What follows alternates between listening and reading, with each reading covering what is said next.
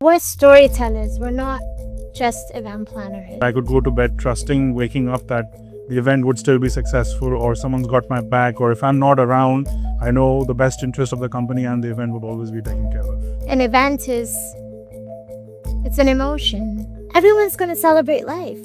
You might just be in a different way. But no matter what happens, you're going to, God gives you enough life, you'll turn another day older. So these moments are still going to happen. It's just how do we adapt? Thank you, Kunal and Gauri, for joining us in season 2 of our podcast, Imprint of Success. Thank you for having us. Yeah, great. I'm going to start with something simple. You guys are married. You guys do business together. How does that work? Go ahead. You go. Ooh, tough question, huh? The first one's a tough one. It's interesting. Very interesting. The thing is, I don't know what's on the flip side. I've had a business before, but that was about a year or so. And we dissolved that and we decided to start this. So I did not know what I'm getting into. We both, I would like to say, did not know what we're getting into, but it somehow figured itself out because we were poles apart. She's the creative one and everything but creative. Organically, we have never stepped into each other's turf. It tends to happen sometimes. That's where the flare up happens. I might take a creative call at an event and she would then come and say, who's done this? Or she might go ahead and add something onto the budget and I'm looking at the numbers like, why is this pink flamingo coming in over here? I've never approved this. Yeah. So things like that then, aggravate the situation. But in principle, I think we've by default carved our own little niche within the organization. And I think that's something that's really commendable. And knowing the fact that I could go to bed trusting waking up that the event would still be successful or someone's got my back, or if I'm not around, I know the best interest of the company and the event would always be taken care of. So that's eliminated. That trust factor is huge. Of course. Yeah. Of course. What is your take? I think it's quite extraordinary, to be honest, to be able to work with your husband. Of course, there are challenges that come along, but I think if you have any partner in a business, you would have challenges. Yeah. I think it's what makes it extraordinary is that unwavering support that you get as a business partner. And as an entrepreneur, it is a very unique journey. And to be able to have that support system with you the whole way, I think is really a needle in a haystack. I mean, you guys are wedding planners. So the profession is kind of like 24/7. You have to be accessible to your clients. Where do you draw that line for you guys that, okay, work hours are done. We need to have some me time, like as a couple, as a family time. How do you guys draw that line? We've started to learn how to draw that. When we first started, everything was 24/7. Funny enough, if you just whip out your phone and search the big night events through Google Maps, you'll see our timings still say open 24 hours. The mindset, right? Yeah. That we've had some of our most loyal, nearest and dearest clients now becoming friends. The first incoming call was at like 3 a.m. or 4 a.m. just because we were awake working on another event and we by chance had the opportunity to answer that phone call. Okay. Because they were distressed. Their event was in a couple of days or weeks and their so-called planners ghosted them. Some of them are not answering the phone, but they're not able to get the right kind of support that they require. And we were there. So some of our most unique events, and if I really sort of reel it back, are at these odd hours. So you are that 4 a.m. friend to every client. But I think if you can find somebody in our industry or for whoever is watching this that truly believes that there is a balance they're able to maintain, I really need that number. We do a separate podcast. Yeah, because I think the industry is so demanding. I don't really think it can be a structured balance. I think it's about finding those pockets of sunshine within those moments. Whether it could be a moment we share together where suddenly we're at an event, but there's a personal moment of, I don't know, sharing an ice cream or, something that gives you moments. So you have to find that ray of sunshine, that Yeah, ray of light in exactly. between. I don't think it's as defined as just a defined balance. I think it's how you create that balance within the orbit of, the industry, really. But again, it's also, I mean, when it comes to weddings, it's seasonal. I imagine Indian weddings primarily because of the auspicious dates and blah, blah, blah. So it's the off season where I'm sure there's a lot of catch up Yes, that you guys can do. definitely. But I mean, sometimes it surprises you. I remember last July we were doing a wedding, a 3-day wedding, which came out again as a curveball. Um, I think also with the different verticals we have, it's not as defined because we have the big nights. We have Wild Child events, which is for our children's events. We have our brand new launch, which is called Paw Party for the UAE's first homegrown pet party service. So we do dog parties, cat parties, any animal parties. And then we have another brand called I Do Weddings, which is for mid-market budget weddings as packages. So, the verticals kind of feed into each other. So our low season isn't as defined as just low season. And I actually think low season has a lot of work that goes out because there's a lot of prep, a lot of reflections, a lot of learnings in how do you better your systems, your processes for the upcoming season. So take us through it. You said 4. Are these 4 verticals or 4 different companies and brands? Okay. So let's start with the main one or the OG, which was the big night. Take us through it. How did that start and how does it differentiate from the rest of the 3? Well, I think you guys kind of saw us because you shot our wedding. Yes. So we obviously, in the process of going through our wedding, I really felt coming from the world of film and theater and staying within, the motion picture industry, what I felt things were missing in storytelling. And that's just the lens I view life through. Okay. And I just really felt we had everything, but I remember being a bride and just not feeling satisfied. I wasn't feeling like my story was being told. And I just felt that that's such a shame to not really have the truth of who I am being celebrated in this moment, the truth of who Kunal is being celebrated, and those stories of individuality coming together. What does that story entail? Okay. And I think an event it's an emotion. It's a sensory movement of what really reflects who you are, whether it's a gender reveal, whether it's a wedding, whether it's a dog party.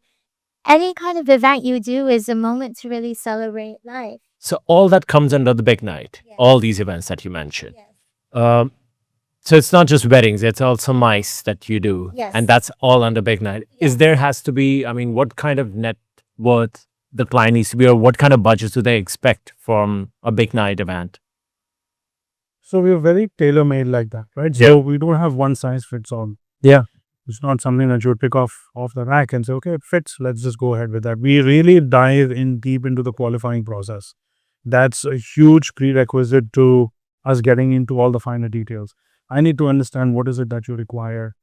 Why is it that you're hosting this event? What's the purpose of all of this? Yeah. We get into all the nitty gritties of all those details. And yes, to perhaps get into a big night, 1-day affair. We also do a lot of milestone celebrations and social events, private events, those 1-day events. Yeah. They organically come very occasionally to us. And I think we've now sort of become masters at that with the kind of journey we've had over the last 10 years trying to execute these events. I would say if I had to put numbers on it, maybe 100,000 US going upwards. So that's the perception that you need to have that kind of budget for a big night event. And if you have a lower budget, then you put it under the different vertical. Right. We'd then try and see, for example, if it's a wedding and the budgets are not matching.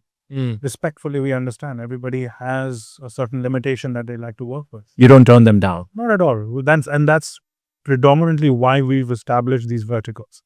If there's a kid's birthday client come in, we've done events where we've turned the entire ballroom around. We've made it snow inside for a 4-year-old who loves the concept of frozen.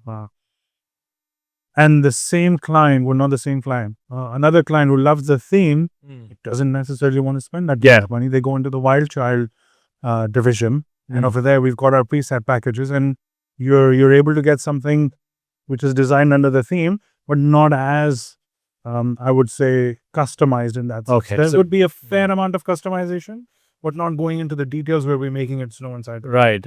So the big night is more about personalization, Yeah. XYZ, and the wild child has set pricing, and then you modify that or tweak it bit So based on the client's needs. Paw Party and Heinz weddings are all package based. Mm. The big night is complete personalization, curation, one night, one time for you, whether it's one night, 2 nights. Yeah, it's like walking into a high store buying a suit for yourself, or you walk into a designer Tom Ford where, I'm measuring every single inch and designing the suit just for you for the night. Okay. Kind of. And what are the demographics? Like, what are the client demographics for each of these?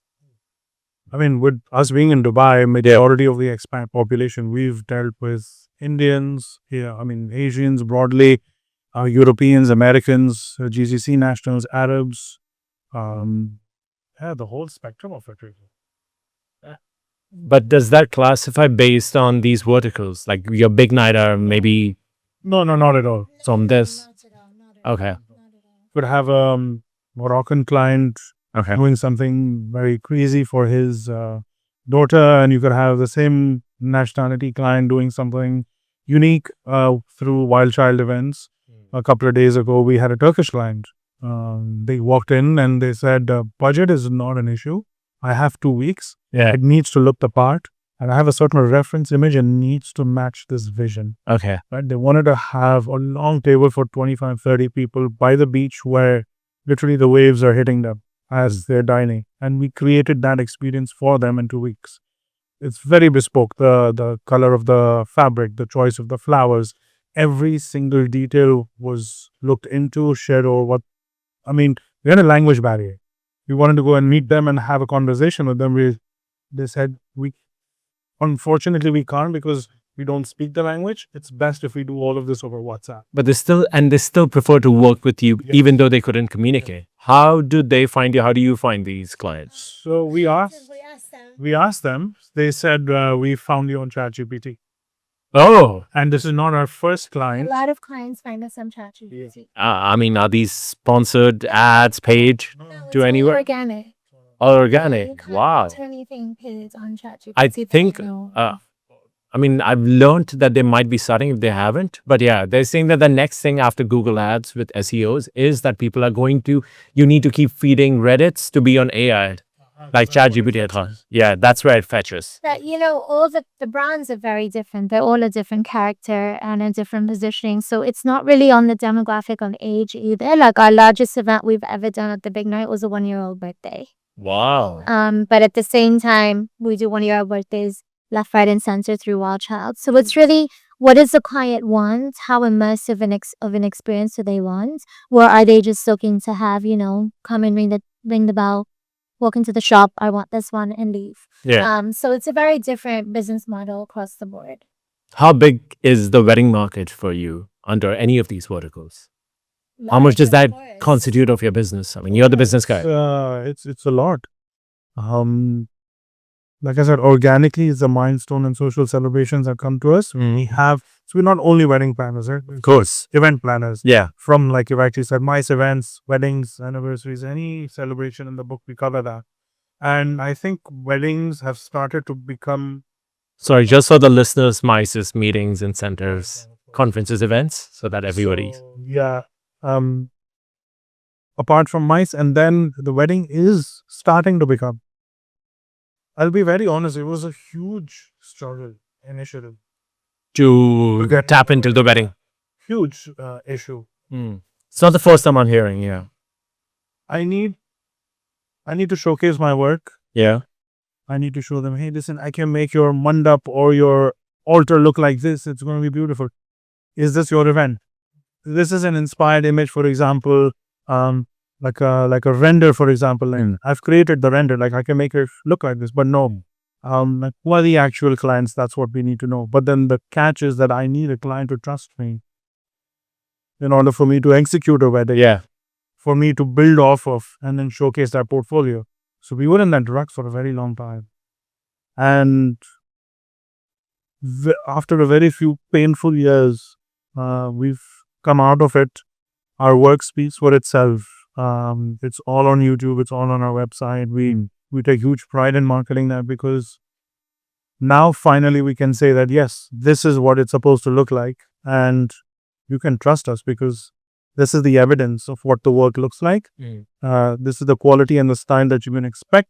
This is the level of professionalism, and this is the premium quality that you can expect. And that's when that's like a catalyst to the presentation that we picture across, with once the vision that they have, with the work that supports that we've done in the past, and now we're sort of building that snowball, and it's coming to life. Do you guys only do the planning bit, or do you guys also do the production? We also do the production. That's the unique part of us, about us, right? So Gauri comes in with the creative storytelling. This is the vision. I come in with the numbers that, this vision, this is what it's going to cost you. Okay, you know what? I'm happy with this. Great, let's go execute.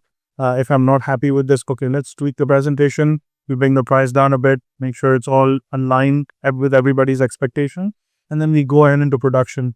We like to keep that quality control. For example, florals, production, sound and lighting. We've learned over the years that our decor is as good as the lighting. If the lighting is really poor, all that you've spent on the floor goes for a toss. So these major components, we like to have the control of that, and small little bits here and there which don't really impact, which aren't really high impact at the event. It's fine. We can always work something out. But yeah, in principle, we like to have that control. Okay. You're not the only ones who do planning and execution, but what differentiates you, with the rest of the local planners here?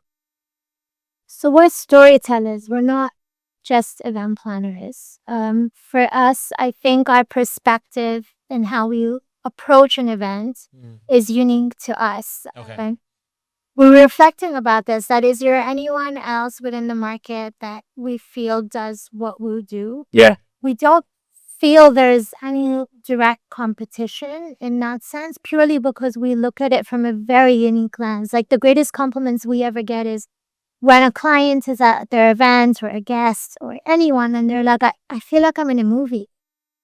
I literally feel like I'm inside a film.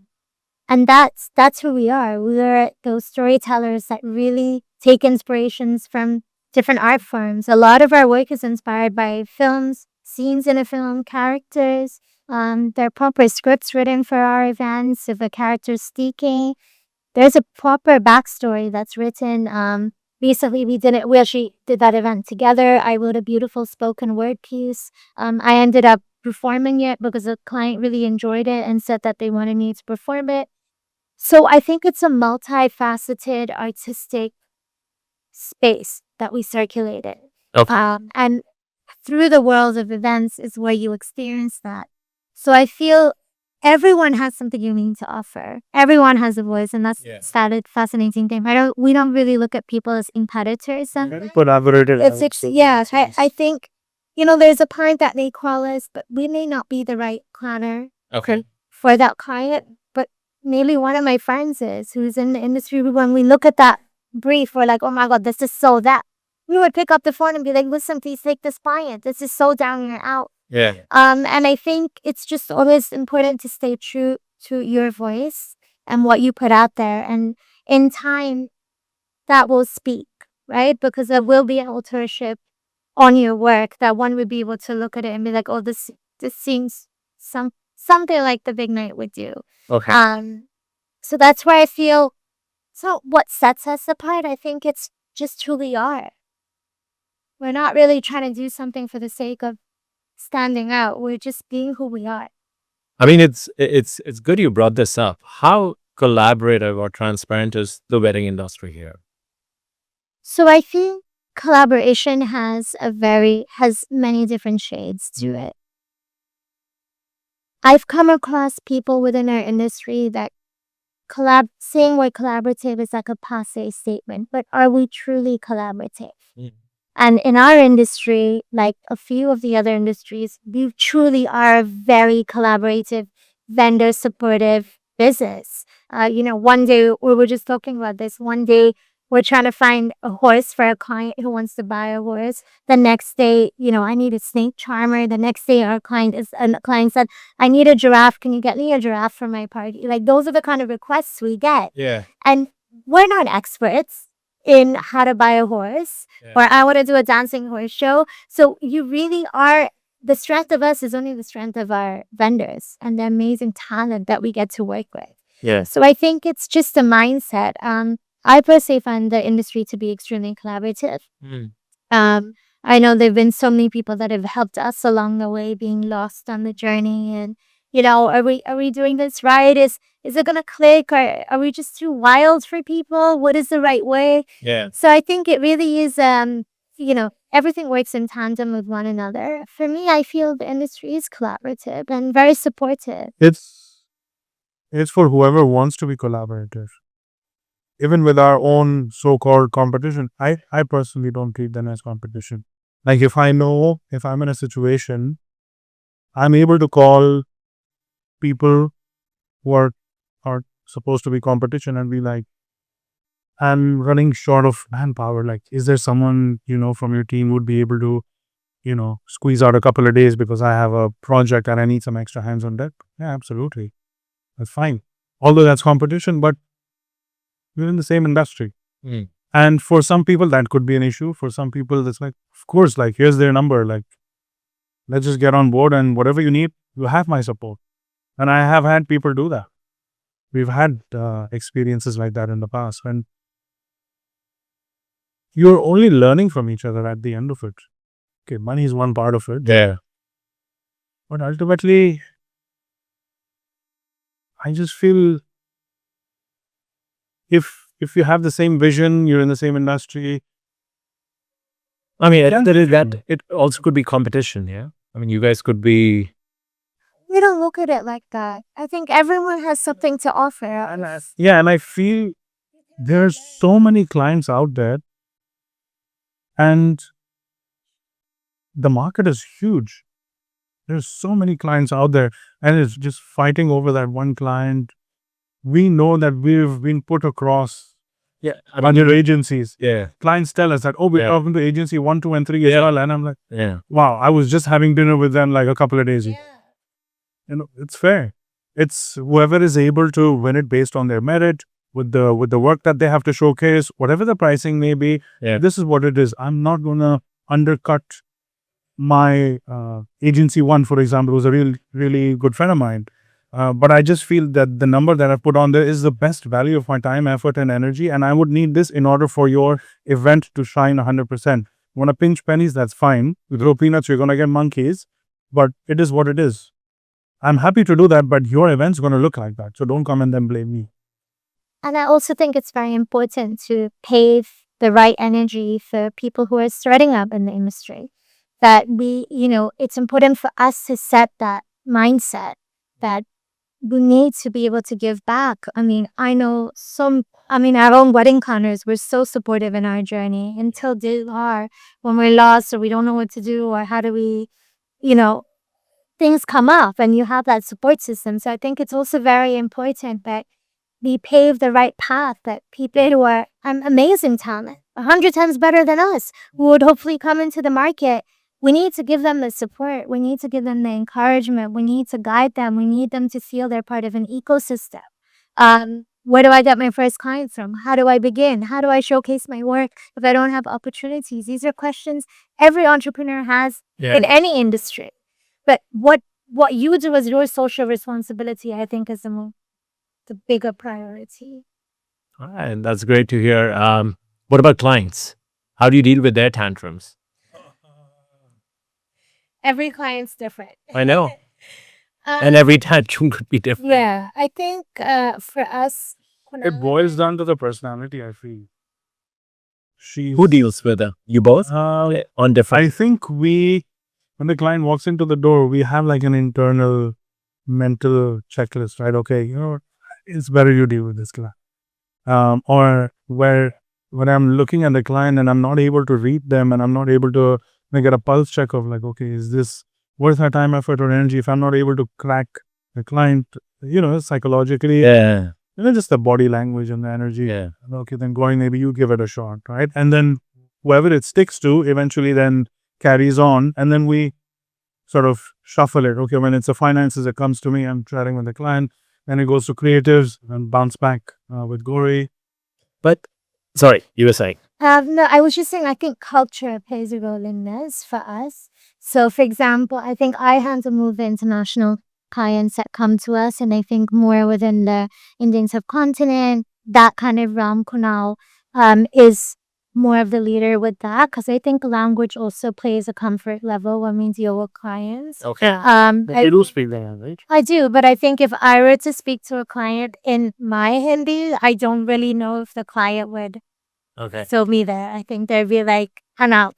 So it's about finding each other's strengths when we're communicating with the client and the comfort level. Corporates are more transactional. Excuse me, this is what I want. This is what I want done. Sometimes as a creative, keeping me away from the client is in the benefit of the event. Yeah. Because then as a creative process, I get influenced, and the more raw of the experience I have, the better output I can give you. Some clients are fantastic. I mean, the event we just worked on, the 50th orbit, literally there was nothing said to us in terms of this is what I want. It's just do you. And I love reading clients. I really treat them like characters. I dive in deeper. And when I'm in a very deep creative process, the last thing I need to do is service a client. Okay. I just need to kind of be away from it so I can create. And that's where Kunal kind of creates that buffer. I don't really, at that point, if a client's like, oh, why is this happening? Why is that happening? My whole puzzle is falling apart here. So, a creative artist needs their space. Yeah. But then I think you maybe have to align yourself based on what they want to spend. Of course.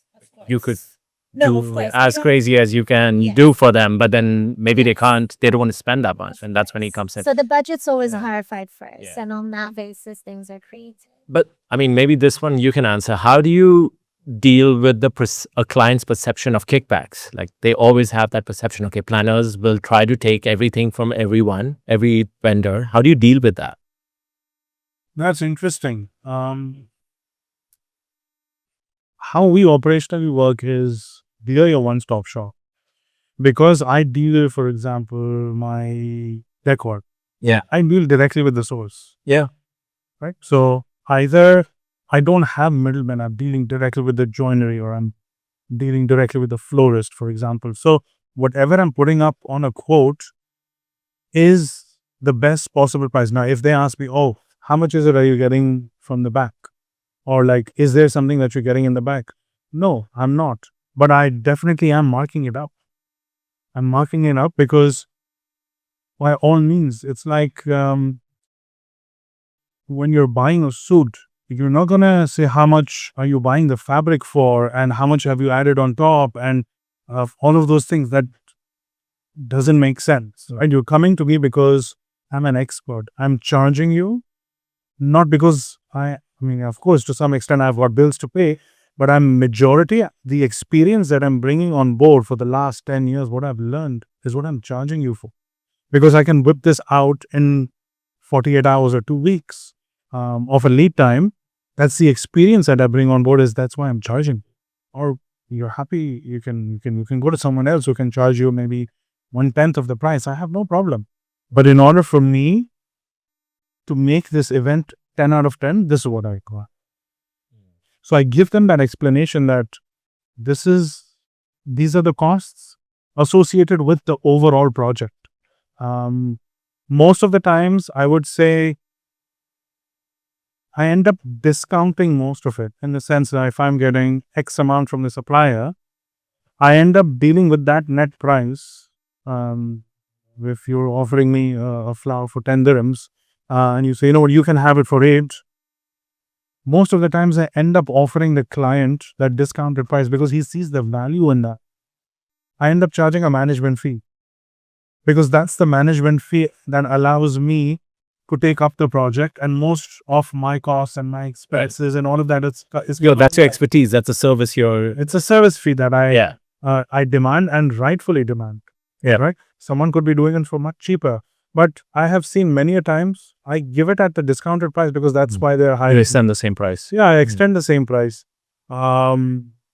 There are times where suppliers would support, saying that that's fine, not a problem. If you're giving us consistent business, Yeah. we can look at covering you somewhere in the back, maybe in your future events or things like that. So every deal is structured in a different way. There are many times where the clients are like, we want to talk to the vendors directly. Feel free to do that. Do you share with them? Yeah. Or is that like Absolutely. your pool of net? Initially I had a different mindset. No, it all needs to be closed, and it's this this prized possession. But at the end of it, go ahead. If my relationship with my supplier is solid, I know that their output is great, and I know the supplier thinks I've got their back. Go ahead and have a chat with them. I've learned in the process. Of course. I have made mistakes in the past. So this is all through the learnings. In my mind, I've substituted the word mistake for learnings. It's been a huge shift in my mindset. Of course. I mean, I think the best experience comes from mistakes. Absolutely. When if you're not following, you're not making mistakes, and I think that's where something is wrong. Yeah. Right. You think too much of yourself. Right. So we've learned in the process, we've evolved in the process. Till date, we make so many mistakes, and we learn from it, and we just learn and adapt and grow. And yeah, that's. I mean, they say planners is one of the most stressful professions. At least the top 5. How do you deal with that? How do you deal with the stress? Your own anxiety? Do you guys need therapy, medication, or what do you guys need? No, I think systems and processes are what help you. We're huge fans of having processes in place because we can only maintain the standard to a certain point. It's a routine that needs to understand that we're proud of the vendors we work with. Yeah. We're very selective of the vendors that we work with because we need partners who understand and value quality control the way we do. Does stress exist? Yes. But I think the biggest learning for me is always just trust the process. I think a lot of what Kunal has taught me is, okay, it's falling apart. It's falling apart. We're not going to change it. We can't change that it's falling apart. What can we do? I mean, this just happened 2 days ago where he's like, stop, breathe. I'm like, okay, yeah, I need to breathe. I'm breathing, because I'm such a perfectionist that I'm the one that's like, oh, like I'll notice every single thing. And that's my director's eye. Like I have been trained my entire life to be a director. And now I'm doing events. So it's impossible. If I see a speck somewhere, my eye will notice it. That's my training. That's my job. Where he's just like, but in that moment, he's like, you need to breathe because this is going to happen. We've scheduled it. The process is happening. And this is always like that, up to like that 1 hour before the event starts. Exactly. On deep. Yeah. And then it's just like, you just need to breathe. And that's where the partnership really comes in because it's the energy you have is what reflects to the team, right? But sometimes you have to be the bad cop. And I have no problem. I have no problem in being the bad cop on a site because I need the event to be done the way that it needs to be done. And it's really my own personal journey of excellence that I want for myself and staying true to the vision. I don't really think there is a formula to handle that level of stress. I think it's just sometimes just sitting back and breathing. I mean, I know times for me, it's really the creative journey where I kind of step away at an event very quietly when it's like a really deep creative process that I've been on and I see this vision come to life. And most times it's things that have never been done before. And then it's just me being like, hey guys, I really want to create this and I want to do this. And first it's convincing everybody on the team. We don't know how it's going to happen, but we're going to find a way to make it happen.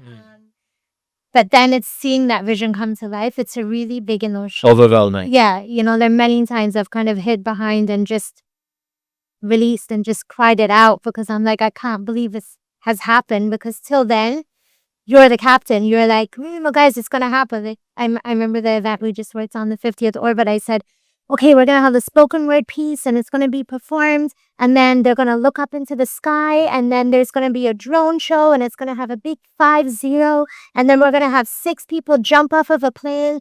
at 5,000 feet, and they're going to have 20-meter fireworks, and then they're going to fly, and they're going to fly straight through the zero of the drone show. And, it's just, are you game? Are you game, Kunal? Are we going to make this idea happen? And there's always silence in the room. And that's when I know the idea is really big. And then they're like, let's do it. We'll figure it out. So it's those moments, that I think my stress comes from a creative place of, my God, how are we going to do this? He's the business guy. He's got the money. He's calm. Yeah. No, but it's also executing that, right? Because you're really pushing your team beyond bounds. Yeah. You're really saying, oh, now we have 6 stallion horses from the royal stables, and this one horse is going to be on their hind legs, and at that exact moment, you're calculating things that are not even physically able to be calculated. How do I calculate the distance of time it takes from a skydiver to jump from that plane at that moment to arrive at the drone show at this moment to cue my music at this? It's absurd. Like, if I pull myself out of my brain sometimes, it's absolute insanity. So you need a team who really believes in that madness. Yeah. And then to be like, okay, stress, yes. Every part of the process is stress, but I never show my creative stress till the end. And then I just cry and look for it.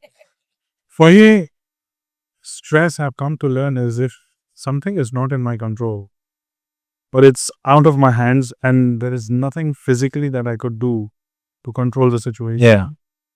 What's the point of stressing about it? It's not in my control. If the skydiver has jumped. But the client might find you accountable for it, right? Because you're their point of But the contact. disclaimer has already given. Mm. For that particular event, up in the last hour, my disclaimer was literally hanging on my neck. I said, I don't know. These guys are going to fly or no. Because that day was the 18th of December, 19th, and it was horrific, like bad weather, windstorms. We had rain. And the team had said if the wind is... Was it this December you're talking? Oh, okay. Yeah, so if it was... Okay. If it was a certain meters per second, the wind speed, it's a no-go. Of course, it could be a hazard for them. And that has been... This also I have learned in the process. Learning how to say no. Yes. Before, it's like, yes, sir, we can get it. We'll do it.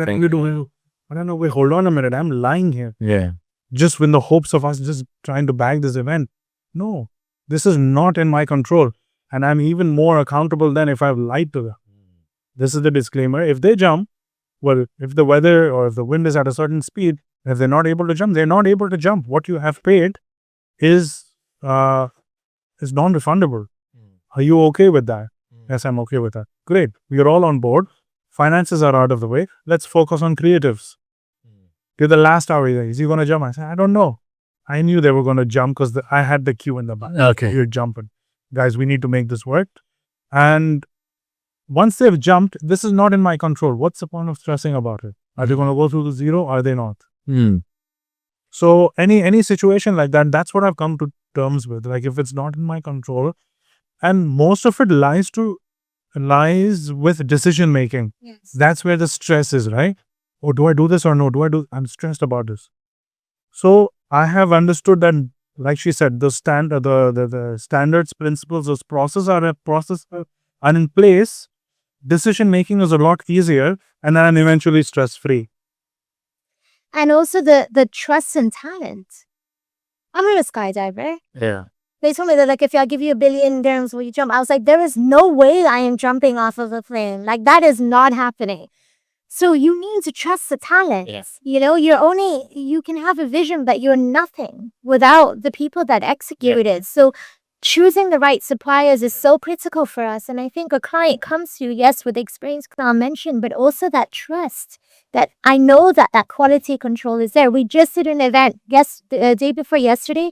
We created a gelato flavor for the client. It was made for her.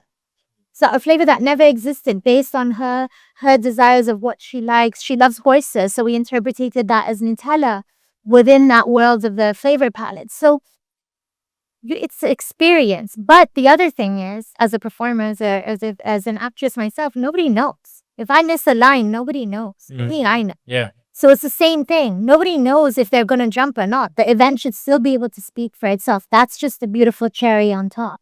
And clients that come to us for these, kind of wild ideas come with that disclaimer because it's truly never been done before. Nobody's ever done it. So we don't know. Yeah. Trust the process. Trust the process. And you just have to surrender.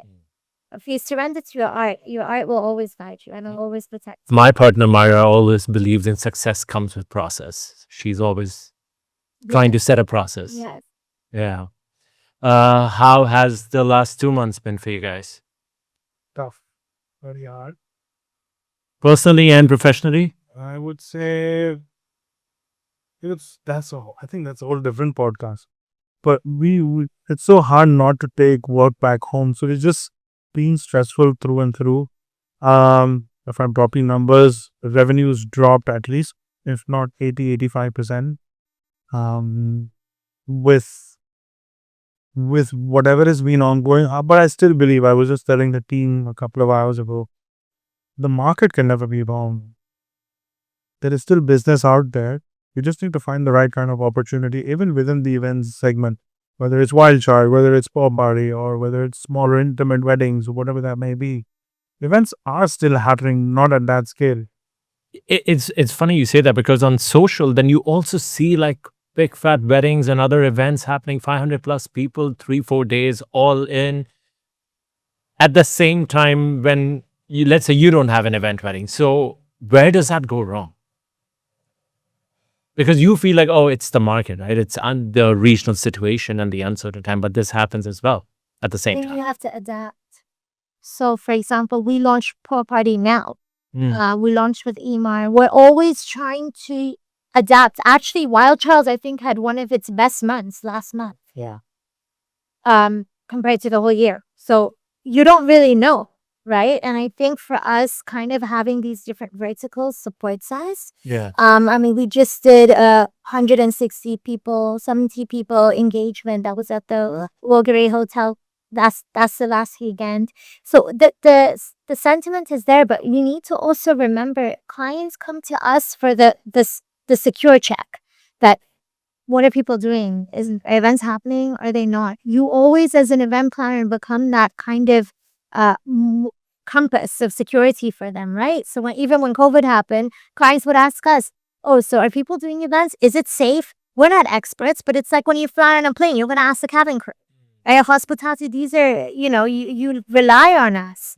So I think it's also about us being educated in what is safe and what is not, and what is the right way to do things. And every client's different. For example, for Wild Child, I have certain parents who are like, no, I'm not doing any events. No problem. I'm here for you when there's pressure. Yeah. You need to feel safe. You need to mentally feel comfortable. At the same time, headcounts went down. That I noticed for kids' birthdays, for example, this average headcount now is about 10 kids, where before it was 20, 30 kids. So people adapt. I think the most powerful thing about human beings is that we are adaptable. We're natural adapters. So it's just, how do you adapt? How do you refine? And this is a learning we had from COVID.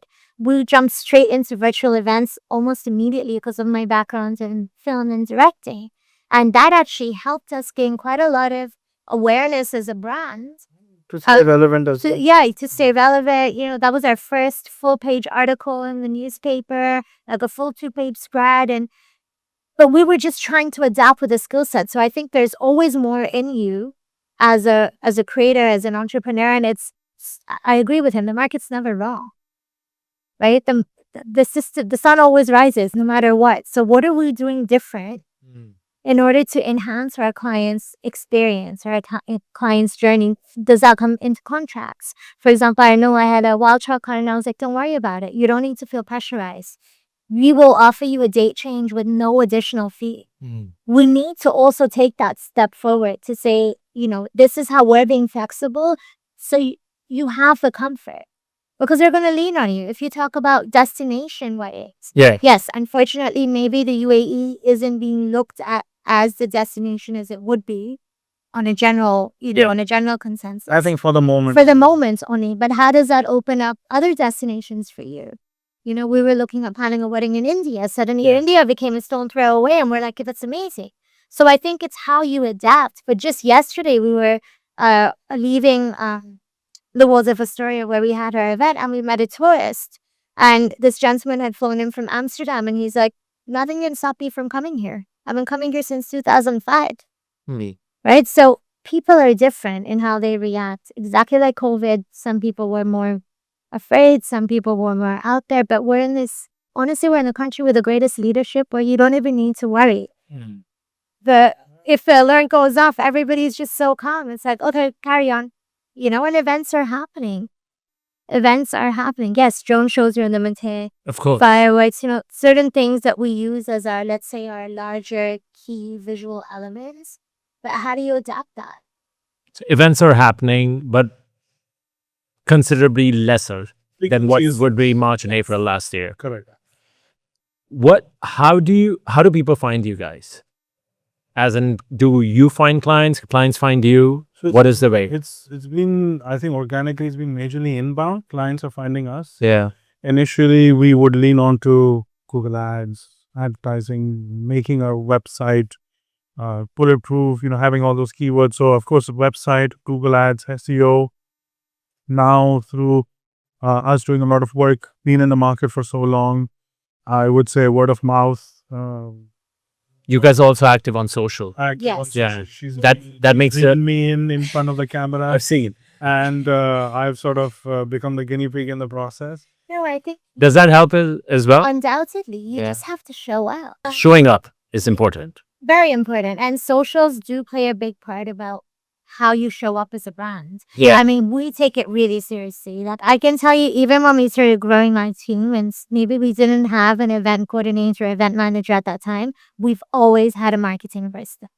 Always. Because I've always been so adamant about this, that no matter what happens, we need to be showing up. And showing up on socials, any platform you go on, you'll see us. If it's YouTube Shorts, any new platform that will come out, we'll be like, okay, we need to be on this platform. Well, let's Because- try and see what works. Exactly, because visibility is important. And let's be honest, a client first goes through Instagram. They need to have that trust. If you're not showing up, if you're not active, if your face is not there, no one's going to trust you. If the dynamic of us, that's what we learned in our journey. Suddenly I was like, oh, actually during COVID, we used to hide behind our brands. And during COVID, we had the lovely opportunity to meet this coach who did these online classes with us, because that was the time when online was coming in. And that was a shift for us. And we suddenly started coming in front of our brand, and we realized people love this story. People connect to a husband and a wife. Oh, you were a bride and a groom. What does that mean? I can trust. And we show our failures. We're not there to show that it's perfect. We show our failures. I remember our first virtual event. It was a Gatsby birthday thing. We had entertainment from all over the world perform. Tune in. And I remember I had a camera set up, everything being live from our Instagram. No clue what we're doing. And I started it by saying, guys, I have no idea what we're doing, but we're going to figure it out. And I remember the feedback we got it was so engaging to see, because you're being honest and you're being vulnerable. And that is really who we are as a brand. We do a lot of fun reels, but we trouble him a lot, because I realized as a director very early on, he doesn't like the camera. Yeah. I'm not going to fight it. I'm going to embrace it. The fact that he doesn't like it, that's what I'm going to showcase online, because people are just like him. Relatable. Yeah. Who don't like the camera. People are like us, who are a couple working together that, love each other one moment, the next minute you don't. And that's normal. Yeah. So how do you build that brand story with people? And I think I always wonder how it was in the olden days. How did people sell their business? What did they have to do? Go door to door? What would it have been how much would you have had to pay to get a slot in the paper? And that was the only source of visibility. How lucky are we today that we have multiple platforms to be able to access for free? It's just about putting in the effort. Instagram, to open an account, it's free. I think he's referring to the ads or sponsored We're ads. just talking about at a basic level, right? So everything is in front of us. It's not like generations before us. We're reaping the benefit of it. So you just need to put in the effort. put those alarms on, put those posts up, and try everything you can. So do people hire you guys for the brand Gauri Kunal because you guys are the name and the face because you have so many verticals? Wild Child, Big Night, like what is it? Like why do people call you then? Do they call you for Wild Child or do they call because they know Gauri Kunal or their work is great? I think it's How do you guys differentiate? different. So I think for Wild Child, it's more the experience. They know the brand. Or maybe I'll rephrase that. Their first touch point is Gauri picking up the phone. Hi, it's Wild Child Events. Gauri speaking. How can I help you? Like chirpy voice. Yeah. It's like, okay, I'm struggling. I don't have a venue. I don't have a. It's fine, not a problem. Let me just send you some of our packages over the phone. Okay. Just that experience till they're closed. I've heard this. She's put the phone on speaker where clients are like, "Oh my god, I've just sent you the inquiry and you've called me back in flat 3 minutes." I've called another 5 companies. No one has even bothered to give me a call back. That experience, half of the job is done there. So that cold lead is already become warm just by that initial touch point. Then after that, it's okay. You show the packages, you talk about the price, you talk about the inclusions, what are the add-ons, and then we get onto that. Yeah. So yeah, I think for the big night, I think there's a bit of us, I would like to say, because people buy you. They Yeah. buy your stuff. Yeah. They buy Especially you, at they that trust. budget Yeah, and that kind it's of that trust. expertise. And it's very ironic for me because my whole life has been film.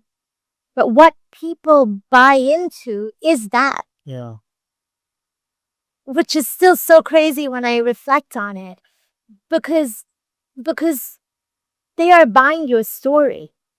And if I think about if I think about hiring our wedding planners, it was that comfort that they gave me. Was it how many weddings have you done? Yeah, maybe that was a part of it.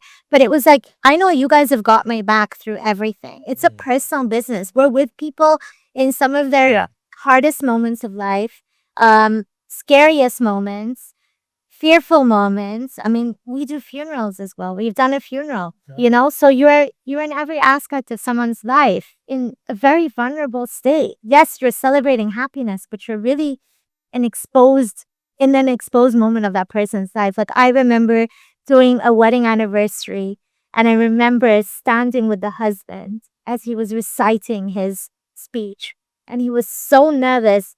And my heart just melted. I was like, this is the most beautiful thing I can do as a job. That I get to see love and I get to see that experience that he wants to make his wife happy on their 15th wedding anniversary. So I think people buy the brand too. I would like to hope so because of the visuals they see. The kind of content we put out there, the events in itself, hopefully that attracts the right kind of client. The big night's definitely not for everyone. Yeah. And we're very happy with that. It took a long time to build that, but we do like to select our clients equally as they select us.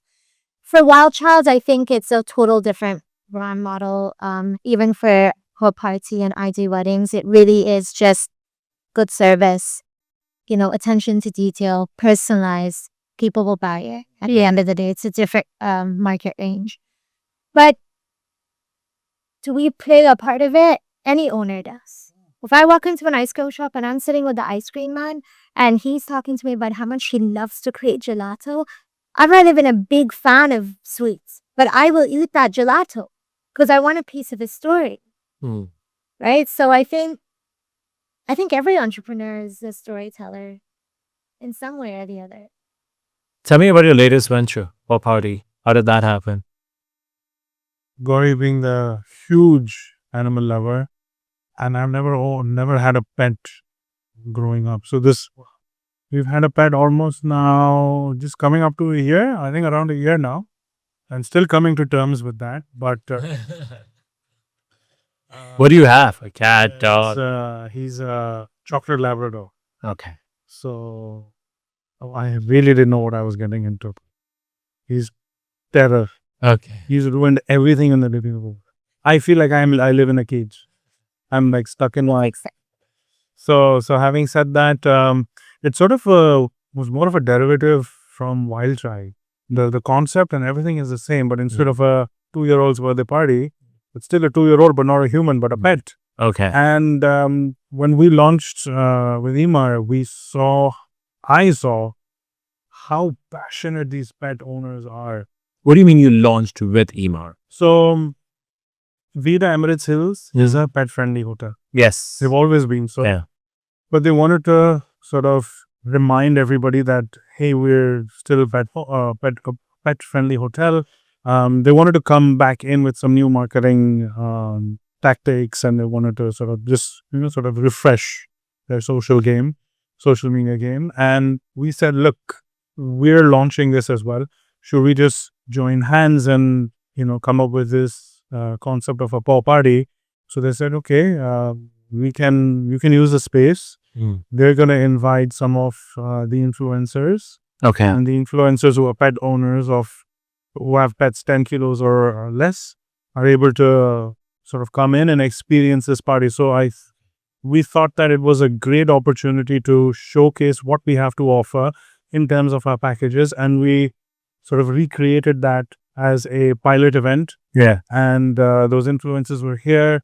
They came with their pets all blinged out with Louis Vuitton cuffs, and it's crazy that this market, the pet industry is crazy. Great. But it's because they're family. Yeah. Yeah. I Right? mean, At the end of the day, it's the most unconditional love you receive.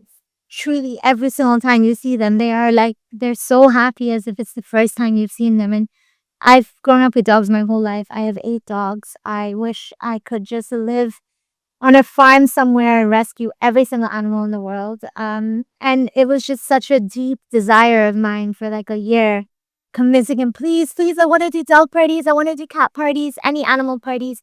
But we want you to have that bonding moment of celebrating that. That's the purpose. It's not just about the Dubai lifestyle. It's really about giving back to the ones that give us happiness every single day. We have bubble shows that you do with them. You get inside and you get inside the big bubble. We do photo booths. We do customized bandanas. And then you have the blinged out part. Like we work with a really incredible jeweler who does like dog jewelry and diamonds. So it's whatever you want. But we want you to celebrate your babies just as they celebrate us every single day. And I'm very proud of that brand. It comes from a very deep personal story of mine. And I just really feel so proud to be able to celebrate them. It's a really personal experience for me. and how do you see it? Like, what do you forecast for the summer for all your businesses? How do you think it's going to be the summer and the season time, like September onwards, I mean, whatever said and given the current climate? yeah, I mean, events has always been a seasonal business, at least in this part of the world. June, July, August, the summer months tend to be a bit quieter compared to the rest of the months. But given this year is different. Mentally, to pacify myself, it's like summer has come in a lot earlier than Yeah. regular. So we've it's eaten up almost 2 months more. Yeah. So it's like 5-6 months of the year. But we take it in that stride. It's okay. Maybe this year wasn't how it's supposed to be, but we still give it our best. We still try, we still innovate, we still try to pivot, we experiment, we see what works, we see what doesn't work. But I think events are still going to happen, but not at that frequency. You may be doing, I don't know, 6 Lesser events, lesser events. lesser budgets, you think? Also, would this answer be different if the alerts were not there last night? Because there was a whole 1 month lull. Yeah. And then there were alerts last. I mean, what if this sporadically happens? I have a different mindset. For me, Gauri wasn't in town when the first alerts came in. Okay.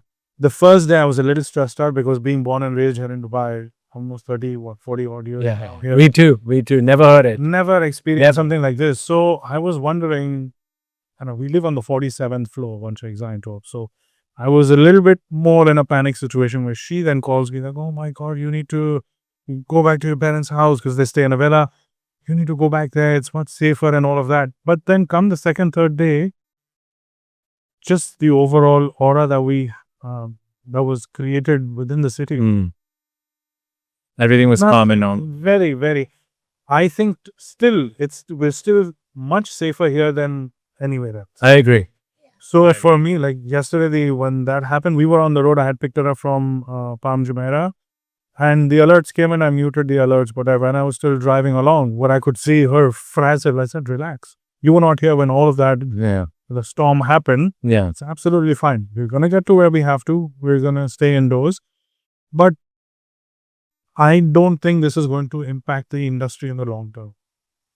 It's a matter of, You not even with international clients, because foreign publications and media paint a different image and a different thing. So I mean, it's like that individual who we spoke to yesterday who was from Amsterdam. I was talking to him as if, he's never been here. I said, don't worry. He's like, I was thinking to go to Dubai Mall. I said, get in a car and go. It's absolutely fine. He's like, oh, like, I'm not that worried. I've been coming here since 2005. But just the mindset that he's still here. He came to Dubai, I think, a week ago or something along those lines. yeah, But there are people who are still flying in. yeah, Flights are open. of course. Yes, there is a bit of worry, but I think what the city has to offer overall, we're still better off. And it's a matter of time till, well, I just hope that It normalizes and business is back. business is back as usual. And I don't think it's going to stop the vision of the country. I don't think so. Yeah, I agree. And I think when you look at events, let's be honest, we're always the first ones out. Yeah. When it happens, it's like cut out. And the last events. one to Correct. open. Yeah, And the last. one to That's open. right. That's what happened in COVID as well. Yes, exactly. But everybody has a birthday. Everybody ends up having a wedding somewhere down the line or not. People celebrate life. So it's never going to stop. A kid is going to turn 2 years old. The other day I had a mom call me, please, this is what all the kids were still being homeschooled. I mean, I know today is, but in that period, please just plaque my child's birthday because my child is going to kill me. I need you to please plan it. Like, because of course, imagine as a parent, the state you're going through. So everyone's going to celebrate life. You might just be in a different way. But no matter what happens, you're going to, God gives you enough life, you'll turn another day older. So these moments are still going to happen. It's just how do we adapt? And however, I do agree that when it comes to inbound, looking at the UAE as a destination, it will take some time. Yeah. Will it stop? No, of course not. Because what the UAE offers you as a destination for international weddings and events and conferences and corporates is unmatched. You cannot match it. When it comes to the value, the experience, if I want to be on the beach, I'm on the beach. If I want to be at the desert, I'm at the desert. You have everything. Yeah. So I think that novelty will always remain when it comes to the UAE. And we always say this, to do what we do, we're in the best city in the world and the best country to do this in. Because and I spoke about this recently, that in the UAE, it really is that vision that anything is possible. And our core value is no idea is too big. And I truly, deeply feel as I create, I know there is no limit. Like we currently have a vision for ourselves to be the first event planner to do an event in space. I truly believe I'm sitting in the exact place I'm meant to sit in. Because in this country, I know I'll be able to achieve it compared to anywhere else. What about you, Kunal? What gives you hope about Dubai in these uncertain times? I just think it's the overall comfort that's built around the city. Like, I mean, like I'm a Dubai kid as well, born and raised here, and I want your take on it. I just feel like we had that event, this event that we did a couple of days ago. Everybody has the same mindset. They're eager to just jump on the bandwagon, right? Like, are you okay to perform? Of course. Like, I've been sitting doing nothing. Of course. Like, let's do events. Yeah. So that unity of the industry is there. Like, we're just waiting for the doors to open. So that spirit, I think it's the spirit. I don't think that can ever die. Spirit of Dubai. 100%. Any industry for that matter. I mean, because we're so heavily involved in events. Yeah. Whipping out events, like our joinery team, they're like, tell me what you want. 2 days, it's ready. Just tell us. That I used to be in real estate before. It was a whole different ball game there to this industry, and I was reflecting on that. It's so inclusive. there is a sense of unity and a oneness in this industry. Yeah.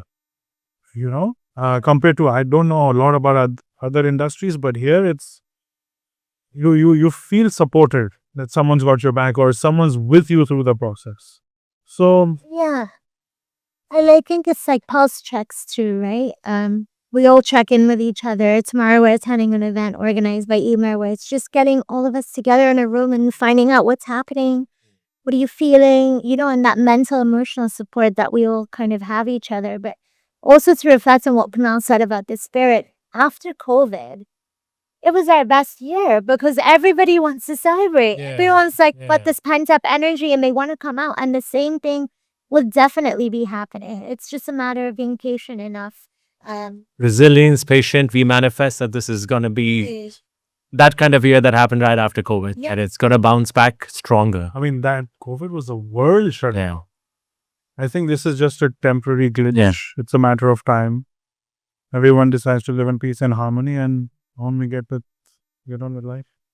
Well, on that note, thank you, Gauri and Kunal, for being part of our season 2 Imprint of Success podcast. Wish you guys all the best and success with your new venture, Paw Party, and your other ventures as well. Thank you for having us. All right. Thank you, guys.